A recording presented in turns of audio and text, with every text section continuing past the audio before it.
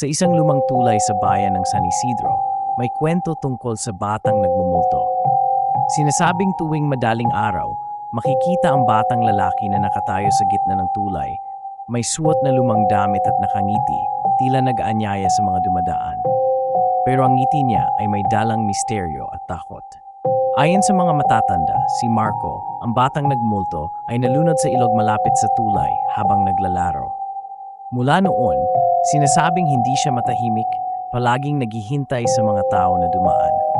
Isang gabi si Ana, isang estudyanteng naglalakad pauwi mula sa paaralan, ang nakakita kay Marco. "Halika, laro tayo," tawag ng bata.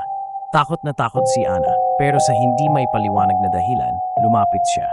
Habang lumalapit, biglang nagbago ang anyo ni Marco, naging malungkot at nanginginig. "Hindi mo ako maiwan," bulong nito.